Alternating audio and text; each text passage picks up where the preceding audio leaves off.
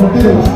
ಮುಸ್ಲಿಮರ ನೋಟಿಸಿನ ಪ್ರಕಾರ ದಿನಾಂಕ 5/1/2025 ಬೆಳಗ್ಗೆ 6 ಗಂಟೆಯಿಂದ ಕೆಲಸಕ್ಕೆ ಬರುವ ಮೂಲಕ ಅಮಿತ್ ಶಾ ಅವರ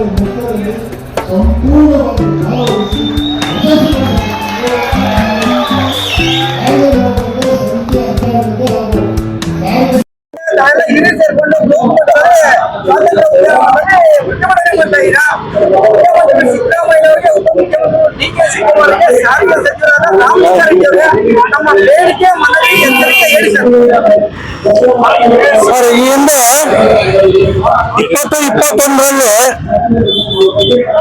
ಮುಷ್ಕರಕ್ಕೆ ಹೋದಾಗ ಕೂಟದವರು ಕರೆ ಕೊಟ್ಟಾಗ ಏನು ಇದೇ ಡಿಕೆ ಶಿವಕುಮಾರ್ ಅವರು ಕೆಲವು ಬಿಎಂಟಿಸಿ ಘಟಕಗಳಲ್ಲಿ ಹೋಗಿ ನಮ್ಮ ಸರ್ಕಾರ ಏನಾದ್ರೂ ಬಂದ್ರೆ ನಾನು ನಿಮಗೆ ಅನ್ಯಾಯ ಮಾಡಲ್ಲ, ಒಳ್ಳೆ ವೇತನವನ್ನ ನಾನು ಪರಿಷ್ಕರಣೆ ಮಾಡಿಕೊಡ್ತೀನಿ ಅಂತೇಳಿ ಘಂಟಾಘೋಷವಾಗಿ ಪತ್ರಿಕೋದ್ಯಮದ ಮೂಲಕ ಅವರು ಕರೆ ಕೊಟ್ಟಿದ್ರು. ಆದ್ರೆ ಇವತ್ತಿನ ದಿನ ಅವರ ಸರ್ಕಾರನೇ ಇದೆ.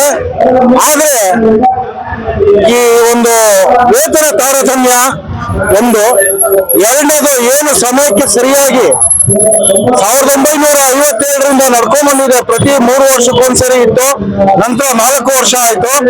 ಅನಂತರ 4 ವರ್ಷಕ್ಕೆ ಹೋಗಿ ಇವಾಗ 8 ವರ್ಷಕ್ಕೆ ತಗೊಂಡ್ಬಂದು ನಿಲ್ಲಿಸ್ತಾ ಇದೆ ಈ ಸರ್ಕಾರ ವೇತನ ಪರಿಷ್ಕರಣೆಯನ್ನ. ನಂತರ ಈ ಹಿಂದೆ ಏನು 20ರಲ್ಲಿ ಒಂದು ವೇತನ ಪರಿಷ್ಕರಣೆ ಆಗಿತ್ತು, ಹಿಂದಿನ ಸರ್ಕಾರ ಮಾಡಿಕೊಟ್ಟಿತ್ತು, ಅದು 38 ತಿಂಗಳ ಹಿಂಬಾಕಿನ ಇಟ್ಕೊಂಡಿದೆ. ಈಗ 19 ತಿಂಗಳು ಬಂದು ನಿಂತಿದೆ. 38 + 19 ಇದು ಅಲ್ಲ, ಇನ್ನೇನಿದ್ರು ನಿಮ್ಗೆ 27ನೇ ಇಸ್ವಿಗೆ ನಿಮ್ದು ವೇತನ ಪರಿಷ್ಕರಣೆ ಇರೋದು. ಈಗ ಯಾಕೆ ಬಂದಿದ್ದೀರಾ ಅಂತೇಳಿ ನಮ್ಮ ಒಟ್ಟನೆಲೆ ಹೊಡೆಯೋದಕ್ಕೆ ಈ ಮುಖ್ಯಮಂತ್ರಿ ಅವರು ಸತಸಿದ್ಧವಾಗಿ ನಿಂತಿದ್ದಾರೆ. ಆದ್ರಿಂದ ಈ ಒಂದು ಎಚ್ಚರಿಕೆ ಸಂದೇಶವಾಗಿ ನಮ್ಮ ಸಾರಿಗೆ ಕಾರ್ಮಿಕರು ಇವತ್ತಿನ ದಿವಸ ಪ್ರತಿಭಟನೆ ಮೂಲಕ ಅವರಿಗೆ ಎಚ್ಚರಿಕೆಯನ್ನ ಕೊಡ್ತಾ 5ನೇ ತಾರೀಕು ಸತಸಿದ್ಧವಾಗಿ 5ನೇ ತಾರೀಕು ನಾವು ಮುಷ್ಕರದಲ್ಲಿ ಪಾಲ್ಗೊಂಡು ಸುಮಾರು 24,000 ಬಸ್ಗಳು ಸ್ತಬ್ಧಗೊಳ್ತವೆ ಅಂತ ಹೇಳ್ತಾ ನನ್ನ ಮಾತನ್ನ ಮುಗಿಸ್ತೀನಿ. ಯಾವುದೇ ಒಂದು ಪಕ್ಷ ಯಾರೋ ಒಬ್ಬ ಮುಖ್ಯಮಂತ್ರಿ ಬಂದು ಸಾರಿಗೆ ಸಚಿವರಾದ್ರು ನಮ್ಗೆಲ್ಲ ಮತ್ತೆ ಬಹಳ ಒಂದು ಕ್ವಶನ್ ಮಾಡ್ತಾರೆ ಸರ್.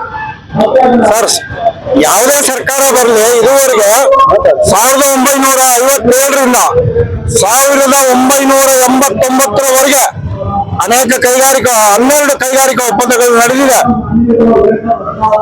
ಆವಾಗ ಯಾವುದೇ ಒಂದು ಸ್ಟ್ರೈಕ್ ಇಲ್ಲದೆ, ಪ್ರತಿಭಟನೆ ಇಲ್ಲದೆ ವೇತನ ಪರಿಷ್ಕರಣೆ ಆಗಿದೆ ಹಿಂದೆ ಅಲ್ಲ. ಈಗ ಈ ಸರ್ಕಾರಗಳು ಏನು ಬಂದ ಮೇಲೆ ಈ ರೀತಿಯ ಮುಷ್ಕರ ಇಲ್ಲದೆ ನಾವು ತಗೊಳಕಾಗದೆ ಅಂತಕ್ಕಂಥ ಪರಿಸ್ಥಿತಿ ಬಂದು ನಿಂತಿದೆ. ಆದ್ರಿಂದ ಈ ಏನು ಪ್ರತಿಭಟನೆ ಈ ಸರ್ಕಾರದ ನೀತಿ ವಿಳಂಬ ನೀತಿಯಿಂದ ಹಾಗೂ ಇದರಿಂದ ನಾವು ಪ್ರತಿಭಟನೆಗೆ ಇಳಿಬೇಕಾದಂತ ಪರಿಸ್ಥಿತಿ ಬಂದು ನಿಂತಿದೆ.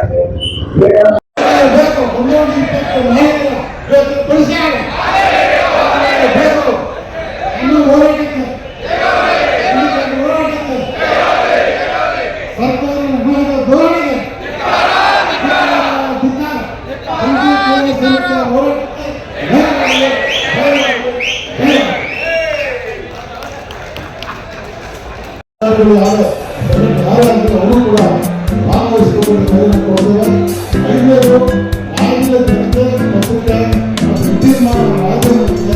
ಸಾರಿಗೆ ನೌಕರರ ಬೇಡಿಕೆಗಳನ್ನು ಬದಲಾಯಿಸಿ ನಡೆಯುತ್ತಿರುವ ಈ ಹೋರಾಟವನ್ನು ಗಮನಿಸಬೇಕೆಂದು ಗಟ್ಟಿ ಇತಿಹಾಸದ ಪರವಾಗಿ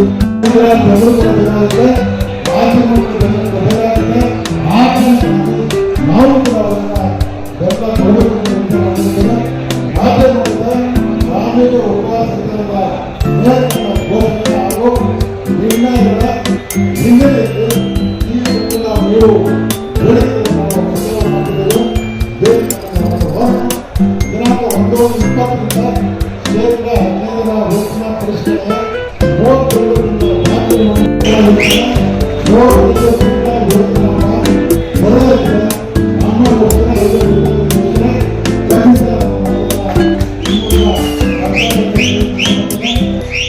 ಎರಡನೇದು ದಿನಾಂಕ 31/12/2020 ಸಾರಿಗೆ ನೌಕರರ ಮೂಲ ವೇತನಕ್ಕೆ ಶೇಕಡ 32% ತುಟಿ ಭತ್ಯೆಯನ್ನು ನೀಡಗೊಳಿಸಿ ದಿನಾಂಕ 1/1/2020 ಸಾರ್ವಜನಿಕರು ಮುಷ್ಕರ ಹೂಡುವುದು ಖಚಿತ. ಅದು ಸತತ ಅನ್ನುವಂಥ ಈ ಘೋಷಣೆಯನ್ನು ನಿಮ್ಮ ಪರವಾಗಿ 1,15,000 ಕಾನೂನಿನ ಪರವಾಗಿ